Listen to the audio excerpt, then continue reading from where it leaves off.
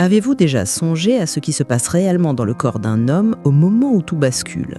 Ce court instant que l'on croit connaître, mais qui dissimule l'une des chorégraphies biologiques les plus précises jamais orchestrées par la nature. Car derrière une simple contraction se cache une symphonie invisible de nerfs, de muscles et de chimie, réglée à la milliseconde. Et lorsque vous comprendrez comment cette machine fonctionne vraiment, vous ne verrez plus jamais ce moment de la même façon. Tout commence bien avant la fin. Bien avant l'explosion du plaisir, le corps masculin se met en mouvement comme une salle de contrôle qui s'illumine peu à peu. Le cerveau envoie un signal discret à travers la moelle épinière « Préparez-vous ». Les testicules se contractent légèrement, les canaux déférents et longs conduits enroulés dans l'ombre se tendent. Ils s'apprêtent à accomplir leur mission, propulser des millions de cellules vivantes vers leur dernier voyage. Dans le silence intérieur du corps, c'est le signal de départ. Mais ce n'est que la première étape d'une séquence plus complexe, car l'éjaculation n'est pas un geste brusque et unique, c'est un enchaînement savamment codé en 2 temps. La première phase, appelée émission, ressemble à un rassemblement sucré. Les spermatozoïdes quittent leur abri, traversent les conduits déférents et se mêlent au liquide produit par 2 glandes essentielles, les vésicules séminales et la prostate. Leurs sécrétions riches en sucres, enzymes et minéraux forment un mélange dense, prêt à la traverser. C'est comme si la nature avait construit une navette spatiale autour d'un passager minuscule pour lui permettre de survivre à l'inconnu. Pendant ce temps, une barrière invisible se met en place. Le col de la vessie se referme hermétiquement. Rien ne doit remonter, rien ne doit fuir. Le sperme s'accumule dans l'urètre prostatique comme un barrage plein d'énergie sur le point de céder. Le corps entier retient son souffle, chaque muscle suspendu à un ordre qui n'a pas encore été donné. Et soudain, l'ordre vient. C'est le moment de la phase d'expulsion, le grand final de cette partition biologique. Des muscles cachés à la base du bassin, le bulbo-spongieux, l'ischio-caverneux, le périnéal, se contractent en vagues rapides, presque hypnotiques. À chaque contraction, une impulsion nerveuse jaillit comme un éclair, projetant le sperme vers l'extérieur. Ce que l'œil voit n'est qu'un mouvement bref. Ce que le corps vit, c'est un orage d'une intensité extrême. Mais le véritable chef d'orchestre n'est ni un muscle ni une glande, c'est le système nerveux lui-même. 3 circuits distincts travaillent ensemble. Le parasympathique, qui construit le désir et maintient l'érection, le sympathique qui déclenche l'émission et la décharge, et le nerf pudendal, sentinelle du plaisir, qui coordonne la cadence et le contrôle. Chaque fibre nerveuse envoie son message à la vitesse de l'éclair. Une erreur, un décalage et tout le mécanisme se dérègle. C'est pourquoi le stress, la peur, la fatigue ou la distraction peuvent suffire à perturber le processus. Le plaisir est un équilibre fragile entre le corps et l'esprit, entre tension et lâcher-prise. Mais ce ballet nerveux n'est pas toujours synonyme d'orgasme. Contrairement à ce que beaucoup croient, l'éjaculation et l'orgasme sont 2 phénomènes distincts. L'un est purement mécanique, l'autre est un feu d'artifice sensoriel. L'homme peut ressentir l'un sans l'autre et c'est là que commence toute une zone méconnue de la sexualité masculine. Certaines personnes connaissent l'orgasme sans émission de sperme, d'autres éjaculent sans la moindre extase. Et ces cas, longtemps considérés comme des anomalies, nous révèlent en réalité la profondeur du lien entre cerveau et chair. Mais ce n'était que la surface visible. Derrière ce flot d'énergie se cache une question encore plus troublante. De quoi est réellement fait ce liquide qu'on appelle le sperme ? Et surtout, pourquoi la nature a-t-elle rendu sa composition si complexe ? La réponse, vous allez voir, change tout ce qu'on croit savoir sur la virilité, la santé et la vie même. On croit souvent que le sperme n'est qu'un simple fluide, une goutte insignifiante dans le vaste mécanisme de la reproduction. Mais si l'on plaçait une seule de ces gouttes sous un microscope, on découvrirait un univers entier, vivant, organisé et infiniment précis. Ce liquide, souvent réduit à un symbole de virilité, est en réalité un chef-d'œuvre de biologie. Chaque molécule, chaque enzyme, chaque élément qui le compose a un rôle vital, calculé, millimétré. Et voici la vérité que peu connaissent. Les spermatozoïdes, ces minuscules porteurs d'ADN, ne représentent qu'une fraction infime de ce liquide, à peine 5% du volume total. Le reste, plus de 95%, n'est pas là par hasard. Ce n'est pas un simple décor, c'est un écosystème, une équipe de soutien, construite par la nature pour protéger, nourrir et guider les spermatozoïdes à travers l'un des trajets les plus hostiles du corps humain, le vagin, l'utérus, puis les trompes de Fallope, un véritable parcours de guerre. Les vésicules séminales entrent en scène les premières. Elle libère un fluide visqueux chargé de fructose, le carburant énergétique des spermatozoïdes. Sans ce sucre, aucune cellule ne pourrait survivre au voyage. Mais ce n'est pas tout. Ce liquide contient aussi des protéines coagulantes qui forment, juste après l'éjaculation, une sorte de gel protecteur. Ce gel, en se liquéfiant quelques minutes plus tard, libère progressivement les spermatozoïdes, leur permettant d'avancer au bon moment. Une synchronisation parfaite, réglée par milliers d'années d'évolution. Pendant ce temps, la prostate, véritable laboratoire biologique, ajoute sa contribution. Elle libère des enzymes, dont le célèbre PSA, qui fluidifie le mélange et facilite la mobilité des cellules. Elle y déverse également du zinc, un élément essentiel pour stabiliser l'ADN du spermatozoïde et le protéger contre l'oxydation. Sans zinc, le code génétique qu'il transporte serait détruit avant même d'arriver à destination. Imaginez un coffre-fort microscopique entouré de boucliers chimiques, voilà ce qu'est un spermatozoïde protégé par son liquide. Enfin, les glandes bulbo-urétrales, souvent ignorées, remplissent un rôle plus discret mais essentiel. Elles sécrètent un liquide clair et glissant juste avant l'éjaculation. Ce fluide, souvent appelé pré-sperme, a une mission précise, neutraliser l'acidité de l'urètre et lubrifier de passage pour que le sperme puisse circuler sans être endommagé. Ce n'est pas du hasard, mais de la stratégie biologique pure. Chaque glande, chaque molécule agit comme un instrument dans une symphonie que le corps humain joue à la perfection. Mais voici le détail le plus fascinant. Ce liquide n'est pas figé. Sa couleur, sa texture, son odeur changent au gré de votre santé. Un sperme trop épais peut révéler une déshydratation.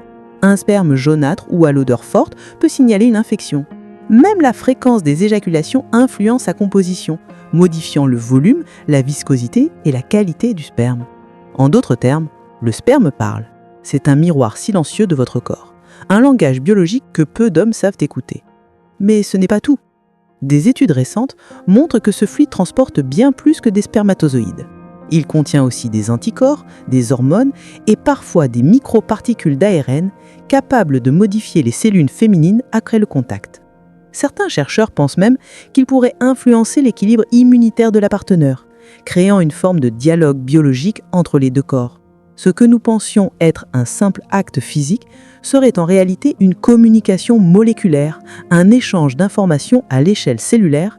Et voici la suite encore plus surprenante, car si le sperme est un indicateur de santé, il peut être aussi le premier signal d'alarme de maladies invisibles. Des anomalies dans sa composition peuvent révéler des carences, des infections, voire des troubles métaboliques bien avant qu'ils ne deviennent graves. En observant ce fluide, les médecins peuvent aujourd'hui détecter des signes précoces de stérilité, d'inflammation ou même de cancer prostatique. Autrement dit, ce que beaucoup ignorent ou cachent peut, paradoxalement, sauver une vie. Mais une question reste en suspens. Si le sperme est si complexe, si parfaitement conçu, que se passe-t-il lorsque ce système se dérègle, quand le corps n'arrive plus à produire ce liquide dans toute sa précision? Les réponses, elles, se trouvent dans les déséquilibres du système nerveux et hormonal, là où naissent les troubles les plus silencieux de la sexualité masculine. Pendant des années, la science a observé l'éjaculation comme un simple réflexe reproductif. Mais lorsque ce mécanisme s'enraye, c'est tout un réseau invisible qui se fissure. Nerfs, hormones, émotions, circulation sanguine. Et souvent, l'homme ne remarque rien, jusqu'au jour où le corps cesse de répondre comme avant. Ce moment, beaucoup le vivent en silence, avec honte ou confusion, sans comprendre que derrière cette panne se cache parfois un message du corps, une alarme que personne n'a entendue. Car l'éjaculation, contrairement à ce que l'on croit, est un équilibre fragile entre plusieurs mondes. Le cerveau, les nerfs périphériques, les glandes et le système vasculaire. Un léger désaccord dans cette symphonie, un seul instrument désaccordé et toute la mélodie se brise. C'est ainsi que naissent les troubles de l'éjaculation, souvent classés en 3 formes. L'éjaculation précoce, l'anéjaculation et l'éjaculation retardée. 3 visages d'un même désordre, 3 façons pour le corps de dire « quelque chose ne va pas ». Mais encore faut-il savoir l'écouter. Tout commence dans le cerveau. C'est là que la dopamine, la sérotonine et la noradrénaline orchestrent le plaisir et la décharge. Lorsque ces neurotransmetteurs se dérèglent, à cause du stress, d'un traumatisme, d'un déséquilibre hormonal ou d'un médicament, la machine se met à hésiter. L'homme peut ressentir du désir sans éjaculer, ou au contraire éjaculer trop tôt, avant même que le corps n'ait terminé sa préparation. Ce n'est pas une faiblesse, ni un manque de virilité, c'est une interférence nerveuse, une conversation brouillée entre le cerveau et le bas du corps. Mais ce n'est que la première couche du mystère. Les troubles peuvent aussi venir du système nerveux autonome.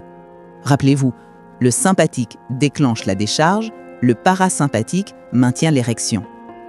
Si l'un prend trop de place, l'autre s'éteint. Chez certains hommes, la peur de l'échec ou la performance imposée active le système sympathique trop tôt, coupant court à la phase d'émission. Résultat, le plaisir est fouillant, la tension nerveuse monte et l'acte devient mécanique sans harmonie. Le cerveau veut continuer, le corps se défend. Mais parfois le problème vient plus bas.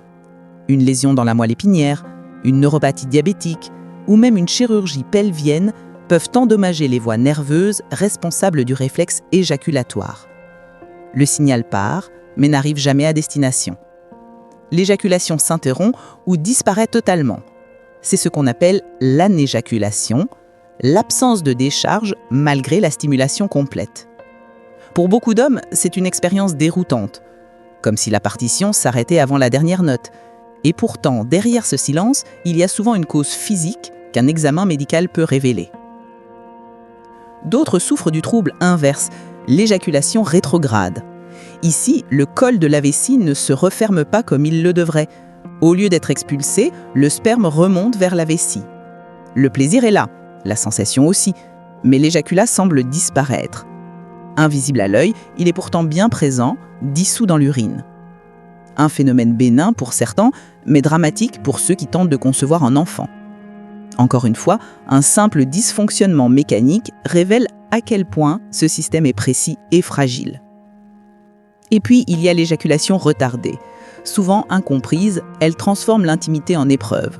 L'homme désire, ressent, mais le corps bloque la délivrance. Des minutes, parfois des heures, sans issue. Une lutte invisible entre le mental et le biologique.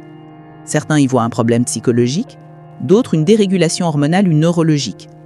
Mais dans les deux cas, la cause réelle reste souvent un mélange des deux, le corps qui attend un signal et l'esprit qui n'arrive plus à lui donner. Ces déséquilibres, ces blocages ne sont pas des simples incidents, ils sont des miroirs. Ils reflètent le mode de vie moderne, le stress, la fatigue, les angoisses de performance, la consommation d'alcool, les médicaments, les écrans. Chaque facteur en silence affaiblit la coordination millimétrée entre le cerveau et le corps. Et à long terme, c'est tout le système éjaculatoire qui s'épuise. Mais voici ce que la science commence seulement à comprendre.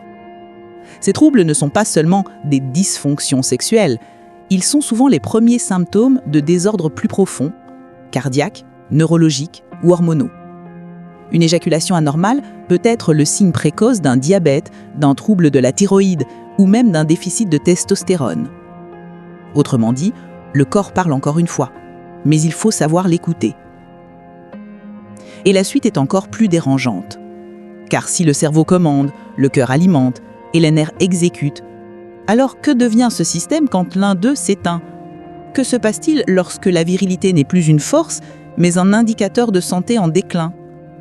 La réponse se trouve dans les signaux silencieux du corps, ces signes aux avant-coureurs qu'on ignore et qui pourtant crient que quelque chose se dérègle plus profondément encore. Tout commence par un silence que peu d'hommes savent entendre. Le corps parle pourtant, à sa manière, à travers la fréquence, la texture, la force, la douleur parfois, ou l'absence de ce que l'on croit banal. Ce n'est pas seulement un acte sexuel, c'est un baromètre de santé, un indicateur précis que le corps offre, souvent avant même que les examens médicaux ne détectent le moindre déséquilibre. Car l'éjaculation est une fonction vitale, coordonnée par presque tous les systèmes du corps. Le cerveau, qui envoie le signal, les nerfs qui le traduisent, le cœur qui alimente en sang, les hormones qui maintiennent le désir, et les glandes qui produisent la matière première. Quand l'un d'eux s'épuise, tout le reste suit. Une baisse d'intensité, un retard, une douleur parfois, ou l'absence de ce que l'on croit banal.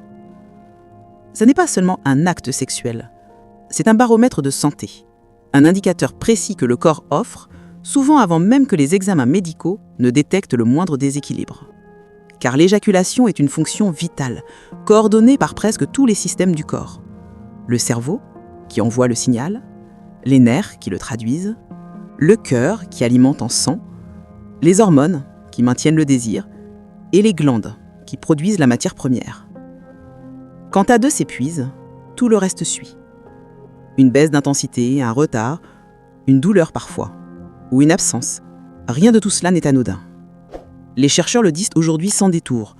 La santé sexuelle est souvent le premier miroir de la santé générale. Des troubles de l'éjaculation peuvent annoncer un début de diabète, une mauvaise circulation sanguine, un déséquilibre hormonal, voire un stress oxydatif qui ronge lentement les cellules. Dans certains cas, ces symptômes apparaissent plusieurs années avant les premiers signes visibles d'une maladie chronique. C'est pourquoi de nombreux médecins considèrent désormais le sperme comme un marqueur biologique majeur au même titre que le sang. Mais combien d'hommes le savent réellement ? Regardez de plus près. Un sperme plus épais que d'habitude peut signaler une déshydratation sévère. Un sperme plus liquide, un manque de protéines sécrétoires.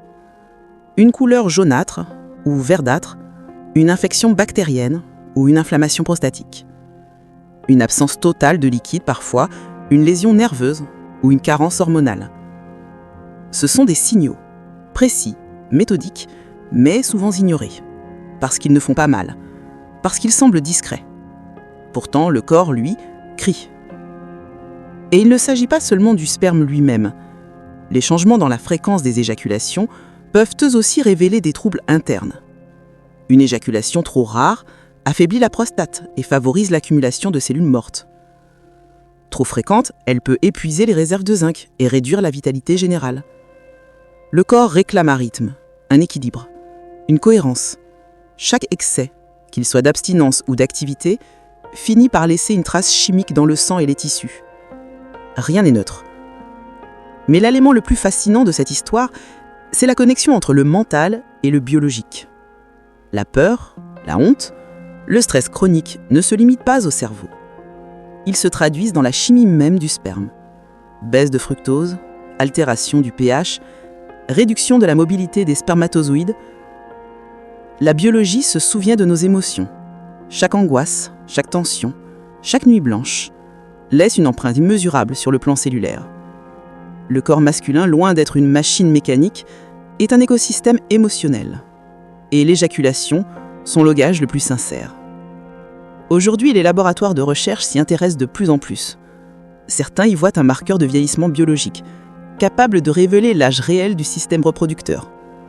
D'autres y détectent des signatures moléculaires liées à l'alimentation, à la pollution ou même au cycle du sommeil.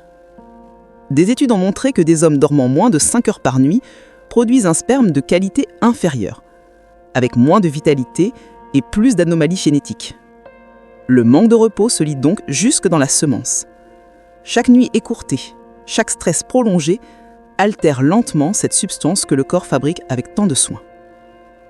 Mais le plus choquant est ceci. Le sperme n'est pas seulement un vecteur de reproduction. Il transporte des messages chimiques, des fragments d'ARN, de protéines, des signaux qui influencent parfois le corps féminin après le contact. Des chercheurs commencent à comprendre que ce fluide agit comme une empreinte biologique, une signature invisible qui pourrait influencer la réponse immunitaire, voire émotionnelle de la partenaire. Ce n'est plus simplement un échange de cellules, c'est une conversation moléculaire entre deux êtres, une communication silencieuse mais puissante. Alors, que nous dit tout cela ? Que derrière chaque battement de cœur, chaque respiration, chaque pulsation nerveuse, l'éjaculation est bien plus qu'un acte intime. C'est un rapport d'état entre le corps et l'esprit, entre la santé et le déséquilibre. Ignorer ces signaux, c'est ignorer la voix la plus primitive et la plus sincère du corps. Et parfois, cette voix est la première à annoncer la tempête avant qu'elle ne frappe. Avant de passer à autre chose, souviens-toi de ci. La vitalité masculine ne se mesure pas à la performance, mais à la précision silencieuse avec laquelle le corps communique. Un homme qui écoute ces signaux n'est pas fragile, il est conscient. Car le vrai pouvoir, ce n'est pas de dominer son corps, c'est de le comprendre.